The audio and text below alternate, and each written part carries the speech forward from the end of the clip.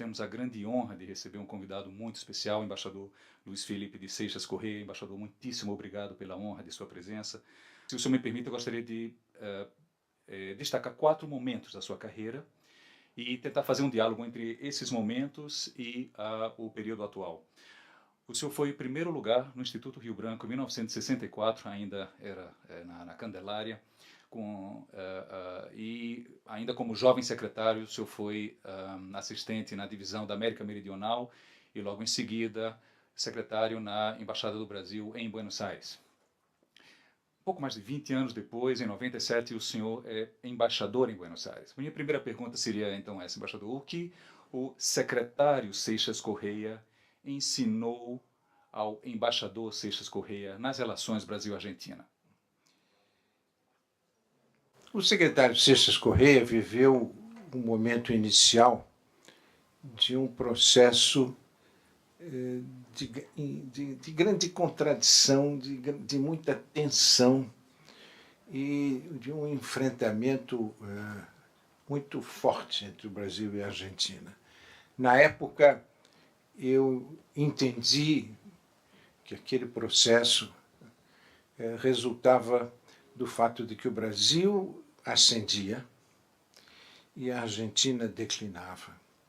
Lembro de ter, logo no começo da minha atuação na Divisão da América, feito um estudo sobre a presença da Argentina nos países sul-americanos, e era 3, 4, 5 vezes maior do que a presença brasileira em termos de mercado e investimento. Mas, enquanto a Argentina decrescia, o Brasil subia.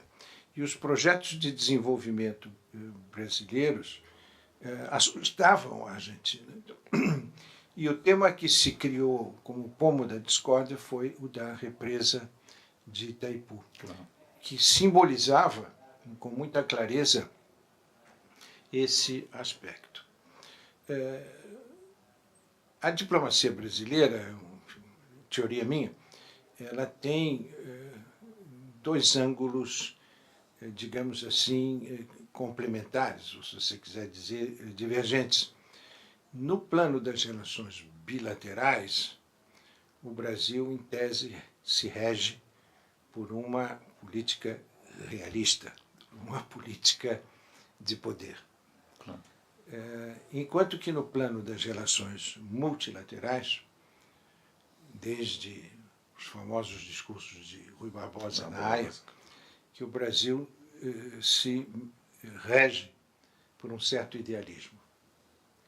Por quê? Porque nas relações bilaterais, sobretudo na nossa região, nós temos algum poder. E naquela época nós estávamos crescendo. No mundo nós não temos poder. A nossa capacidade de influenciar eventos no mundo é muito limitada. Então, você age com, digamos, política de poder na América do Sul e age com idealismo no mundo. O que aconteceu? Nesse episódio de Itaipu, nós enxergamos um claro desafio da Argentina ao crescimento do Brasil. Itaipu era absolutamente essencial para o nosso projeto de desenvolvimento e a Argentina, ao querer assumir um papel decisivo na aceitação desses projetos,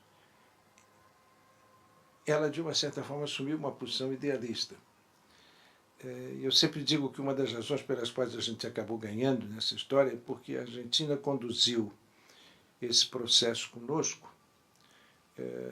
na maior parte do tempo, não sei se chegou até o final, pela sua assessoria jurídica, enquanto que o Brasil tratou desses temas essencialmente pelo lado político. Tá? Bom, o tema é conhecido, as repercussões foram muito sentidas e nós fomos obrigados a assumir posições, às vezes, não muito simpáticas a outros países. Me recordo que uma vez fui enviado para a última reunião de um grupo de trabalho do Programa das Nações Unidas para o Meio Ambiente, em que se ia discutir os princípios que devem reger o aproveitamento de recursos naturais compartilhados. E eu fui com uma instrução absolutamente peremptória de que não ia aceitar nada. E me lembro de eu estava me acompanhando um colega jovem, e eu tive que, num determinado momento, fazer um discurso contra o princípio da boa vizinhança. Eram vários princípios que os argentinos fizeram muito ardilosamente, com um fraseado bonito. E eu fiz o discurso contra o princípio da boa vizinhança, tal como expresso naquela... Sim. Quando terminou, eu perguntei ao meu jovem colega, diga-me qual era a cara com que os outros delegados estavam ouvindo a minha intervenção. E ele me disse, secretário, não sei. Como não sabe? Não, é que eu fiquei com tanta vergonha do que você estava falando, que eu fechei a cara. Então a gente aprende a fazer esse tipo de coisa. Acho que os tempos mudaram e nós fomos capazes de chegar a um acordo com a Argentina que, no fundo, revelou como a nossa posição era apropriada. Talvez pudéssemos ter evitado tudo isso se não tivéssemos optado pelo projeto Itaipu, sim, e sim pelo projeto das Sete Quedas, que era inteiramente em território brasileiro. Mas, por outro lado, nós, com essa ação, fortalecemos a nossa posição na região. Como embaixador em Buenos Aires, eu não cheguei o assunto já estava resolvido, não era esse o problema. Os problemas comerciais é que atingiram um foco maior. Mas para que você tenha uma ideia de que até quando eu fui, antes de ser embaixador em Buenos Aires, eu fui secretário em Buenos Aires. E ainda estávamos com essa querela toda. E houve uma reunião dos chanceleres da Bacia do Prata, que vale a pena como uma recordação para as jovens gerações e como às vezes as situações são difíceis, em que o principal tema, como nós não podíamos discutir nada que se referisse a rio, a água, então nós resolvemos uma coisa clássica em organismos internacionais, discutir a estrutura do SIC, não é? Que era o Comitê Intergovernamental da Bacia. E nós apresentamos uma posição, os argentinos apresentaram outra posição, chegamos no impasse. A reunião era em Cochabamba. Então estávamos lá na casinha da delegação e os argentinos nos chamaram para uma conversa. Então eu saí com o embaixador e fomos à delegação argentina. E a delegação argentina disse que, num espírito de conciliação e para que pudéssemos ter êxito nessa reunião, que era muito importante, que a Argentina aceitava finalmente a nossa posição, a proposta brasileira. Então nós voltamos muito contentes para a nossa delegação, e aí eu comecei a fazer uma quantidade de erros, porque quando você faz um erro, você vai fazendo outros erros. Eu cheguei, o embaixador me disse, o ministro de Estado, me disse, como foi? Ganhamos, ministro, ganhamos. Primeiro erro. Ganhamos. Disse, mas deixa eu ver o que vocês ganharam. Aí entregamos o papel. E ele disse, mas isso eu não aceito. Eu digo, ministro, não é o que nós aceitamos, é o que nós propusemos. Mas vocês enlouqueceram, como é que propõe uma coisa dessa? Não há hipótese da gente aceitar isso. Aí eu continuei, disse assim, e como é que o senhor quer que a gente, o que o senhor quer que a gente proponha? Aí eu quero isto, isto e aquilo. Aí eu digo, era o que os argentinos estavam propondo. Aí ele me botou para fora e disse, voltem lá e negociem isso tudo direito. Aí nós chegamos lá para os argentinos e dissemos, olha, já que vocês aceitaram a nossa proposta deve ser ruim. Então, Então, mas nós estamos preparados para aceitar a sua. E eles disseram, se vocês aceitam a nossa, é porque a nossa deve ser ruim. Essa história. Essa história Maravilhosa. muito boa. Então, chegamos a um acordo lá, botando uma coisa de uma coisa de outra, e acabou chegando a uma solução. Mas isso é uma ilustração de como as coisas eram tensas. Sim, né? sim. Foi depois em Nova York, a mesma coisa, quando houve o acordo. Mas, enfim, isso aí não dá para escrever. Dá para escrever um livro e fazer uma conferência de vários tempos. Mas foi algo que, no começo da minha carreira, me marcou muito. Imagino. Pastor, do bilateral Brasil-Argentina, vendo agora um pouco mais o tema multilateral, o senhor, durante vários anos de sua carreira, se dedicou tanto como secretário em Nova York, na nossa missão do Brasil junto à ONU, como aqui no Departamento de Organismos Internacionais, multilateralismo político e também multilateralismo econômico. O senhor foi nosso representante permanente em Genebra junto ao OMC no início da rodada Doha. O que nós percebemos aqui e ali atualmente é uma certa crítica à aposta multilateral do Brasil, tanto política quanto econômica. No campo econômico, tanto na academia quanto na imprensa, há algumas críticas à não participação do Brasil em processos plurilaterais, não multilaterais, mas plurilaterais, à margem da rodada Doha, por exemplo, parceria transpacífica, grandes acordos birregionais. E no multilateralismo político, as críticas que normalmente se apontam, né, a perda de eficácia do Conselho de Segurança e das Nações Unidas. Então a pergunta é, por que o Brasil precisa continuar apostando no multilateralismo, como o senhor lembrou bem, desde do Rui Barbosa, desde as conferências de paz na Haia? Essa é uma característica da nossa política externa. Por que o Brasil tem ainda como firme um dos pilares da sua política externa, o multilateralismo? Econômico e comercial. Econômico e comercial. Eu acho que, às vezes, as pessoas não se dão conta que o Brasil, no comércio internacional, tem uma característica singular. Por quê? Porque nós somos talvez o único, ou um dos pouquíssimos países em desenvolvimento que não tem parcerias predominantes. O nosso comércio internacional, as nossas parcerias comerciais, elas são equilibradas. São normalmente 4 países que detêm de 20% a 25% do nosso comércio exterior. Isso nos dá, acho que uma grande tranquilidade e nos protege de eventuais dependências que possam gerar tutelas, ou seja, vários países, não preciso citar o caso do México, que é o mais conhecido de todos, que, pelo fato de seu comércio exterior ser quase 90% com os Estados Unidos, se constrange em muitas outras posições. Mas não é só o México, são vários outros países, quase todos os países da América Latina, os países africanos, que têm a maior parte dos seus comércios com as antigas metrópoles europeias, os países asiáticos, com uma ligação bastante predominante com relação ao Japão, agora a China, ultimamente. O Brasil quis evitar isso. Claro. Então, o que o Brasil fez?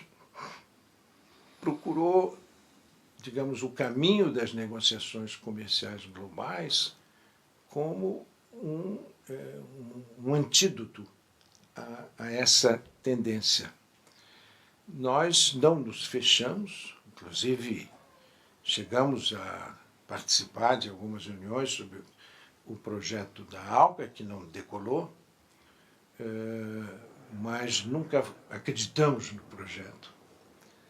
E chegamos a colocar alguma esperança num acordo com a União Europeia, que na realidade não era para valer, a União Europeia que queria ter um contraponto a uma possível ALCA, mas nada disso funcionou. Então foi com um sentido de, digamos, de expectativa positiva que nós negociamos a rodada Doha e como uma possibilidade de manter o comércio internacional com normas compartilhadas e que nos permitisse avançar em todas as direções e não perder, não deixar afetar esse patrimônio que para nós significava do equilíbrio comercial, claro, a não dependência de um mercado. Então isso, eu tenho a impressão que às vezes a gente esquece, porque temos sido muito criticados por não participar desses novos acordos, né, plurirregionais, interregionais, etc.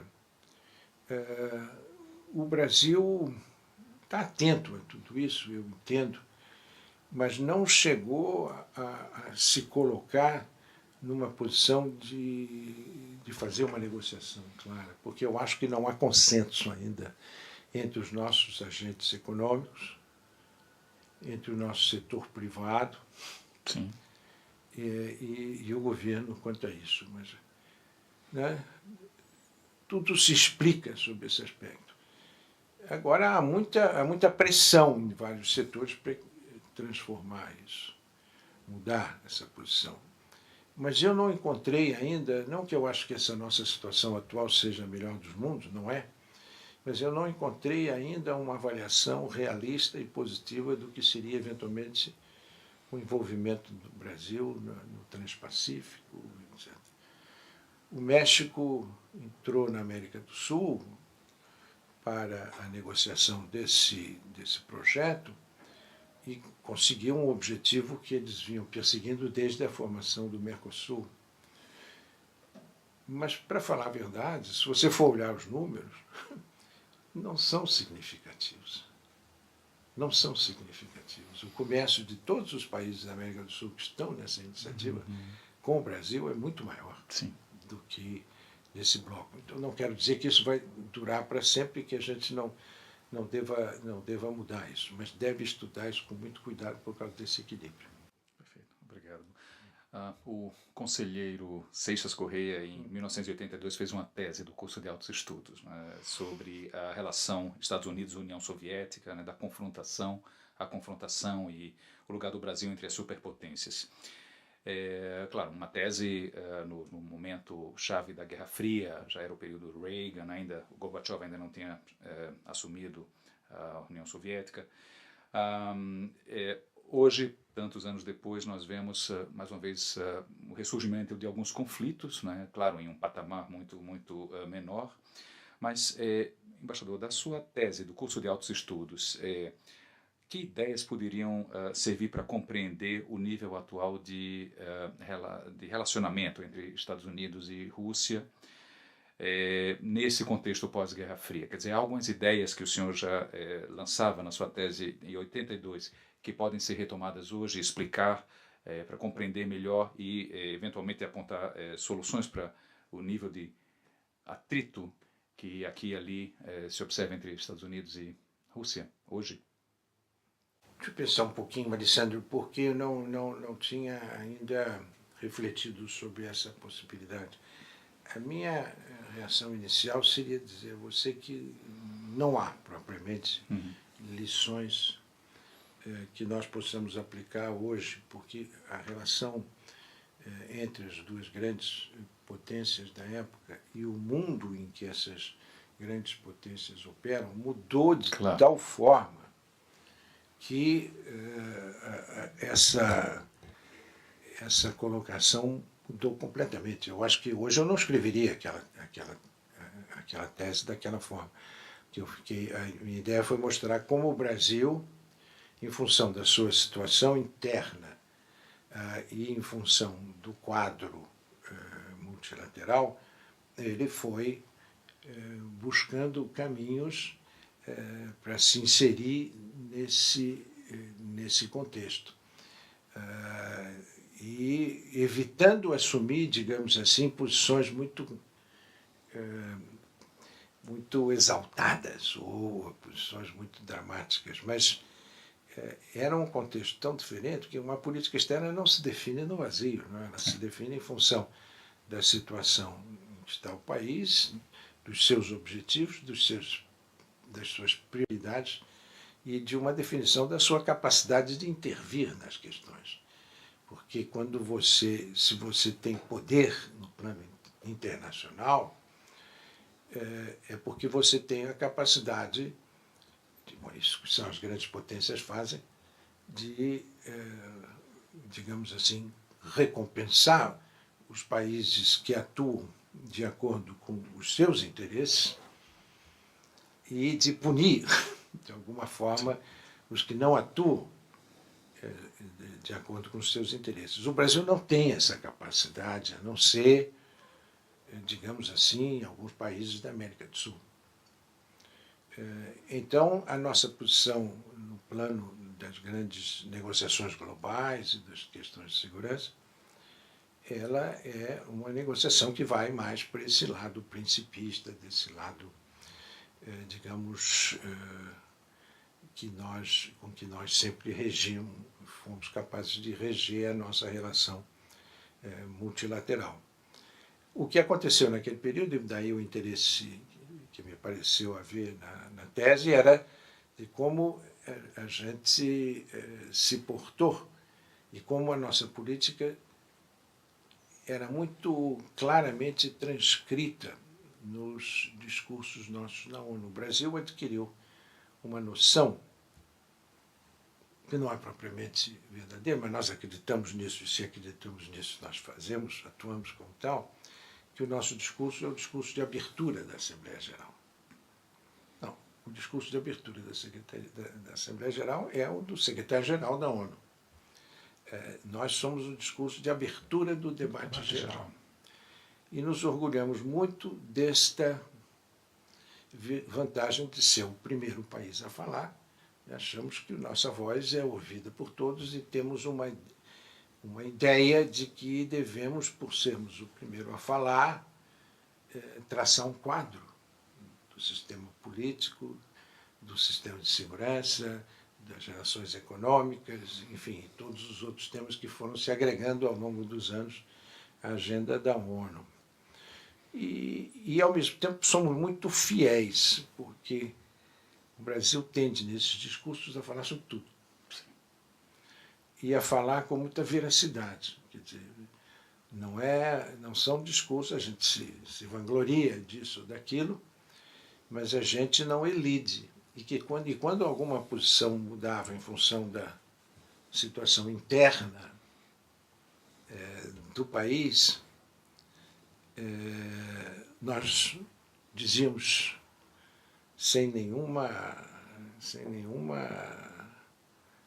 com toda a veracidade o que havíamos feito, o que estávamos fazendo e como estávamos pensando.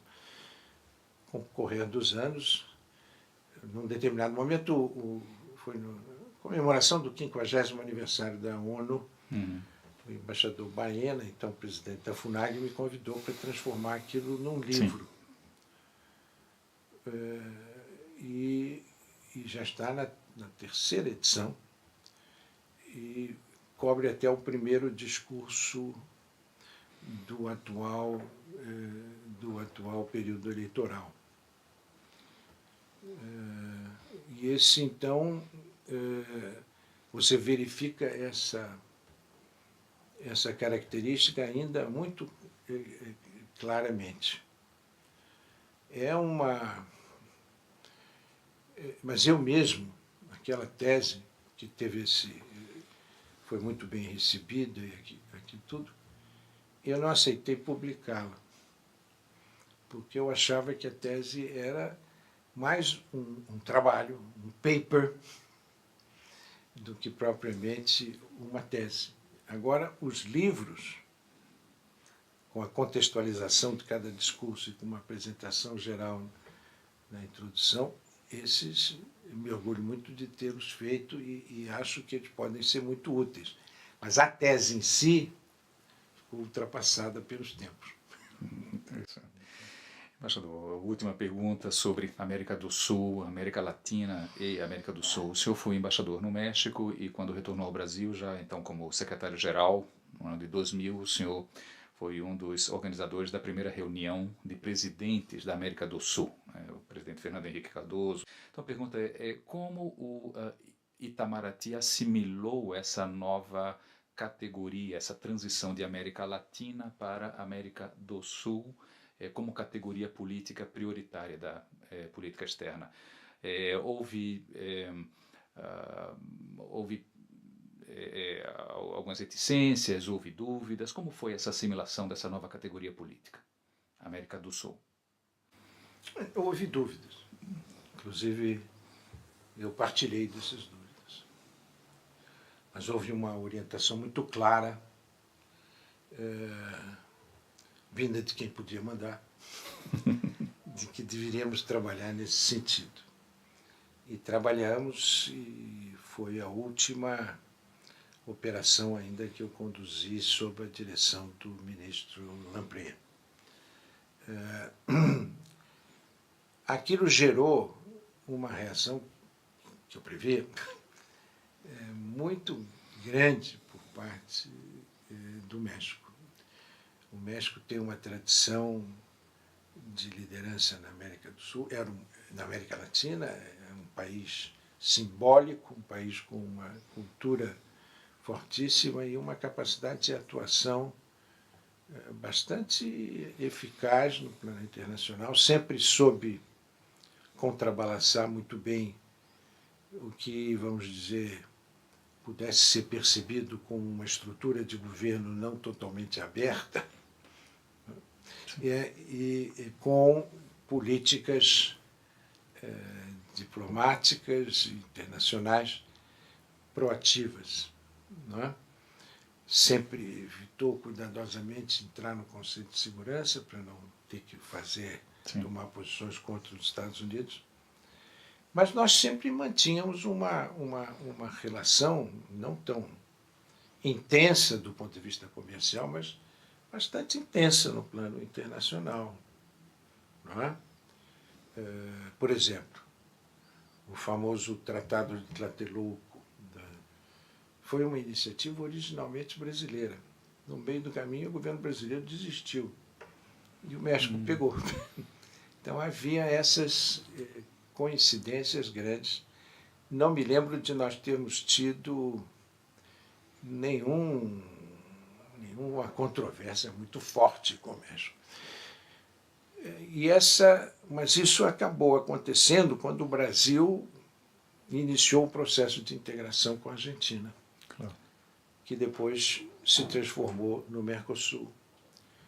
E o México se sentiu ludibriado, se sentiu isolado e procurou desde então criar pontes na América Latina para que não pudesse, por exemplo, eu posso entender perfeitamente que eles não quisessem estar ausentes. É um expoente, o segundo maior país da América Latina, e que não devia ser excluído de um processo qualquer. Eles reagiram e nós tivemos bastante discussões com vários outros países. Inclusive, eu cheguei quase a sofrer um ataque físico da chanceler do México, que me segurava pelas camisas para dizer: não é possível que vocês façam isso sem o México. Eu perguntava se quando vocês se reúnem com os países centro-americanos, vocês convidam o Brasil? Não, mas é diferente, isso que aquilo. Então, o que aconteceu? Tantas foram feitas, tantas gestões diplomáticas eles fizeram, que nós acabamos, a instâncias da Argentina, de todos os outros, acabamos convidando o México para mandar um observador. Ok.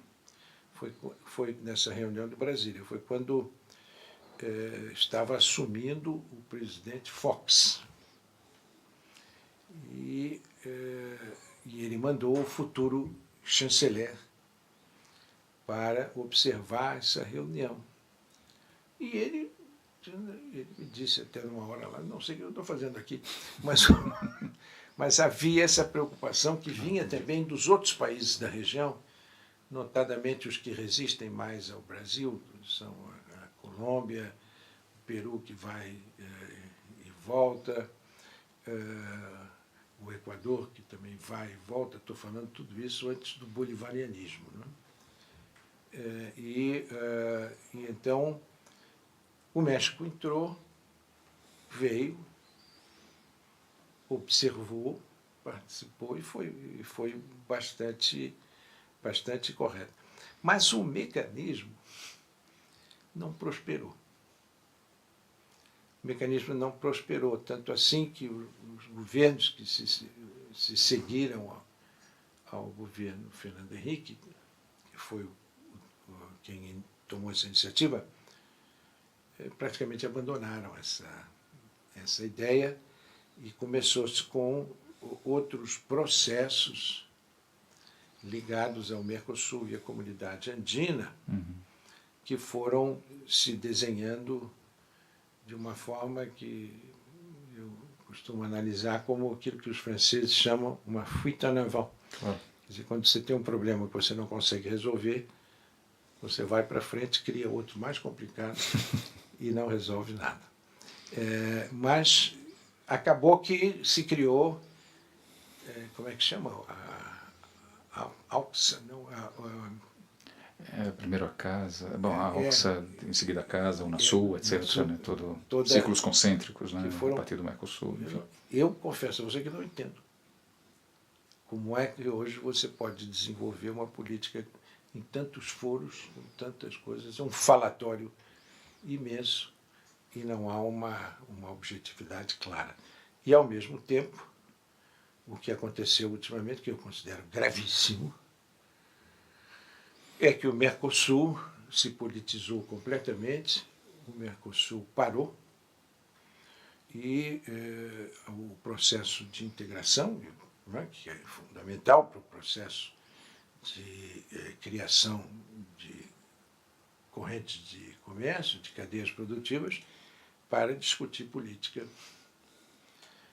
enquanto a integração foi deixada de lado. Não se estabeleceram plataformas comuns, não se estabeleceram cadeias produtivas eficientes. Então, o comércio, que é em si uma atividade conflitiva, claro. O comércio é conflitivo. Um quer vender mais, o outro quer comprar menos. Um quer vender mais caro, o outro quer vender mais barato. As condições são essas. É um normal das relações comerciais. Para que você diminua isso, atenue isso, você precisa ter, digamos, um interesse comum. E esse interesse comum vem da integração. Não há nada de novo. Os europeus fizeram isso com a comunidade do carvão e do aço, sim, com a localização estratégica de grandes indústrias divididas entre os países, e a integração veio. Integração produtiva, né? Perfeito. Embaixador, é um privilégio ouvir da sua experiência. Para concluir, que mensagem ou que conselho o senhor daria para a nova geração de diplomatas brasileiros? Não desanimem. A carreira está muito difícil. Sim. A situação no Ministério está muito difícil. O país está passando por uma crise complexa e, obviamente, que a nossa diplomacia não pode deixar de estar afetada por essa crise.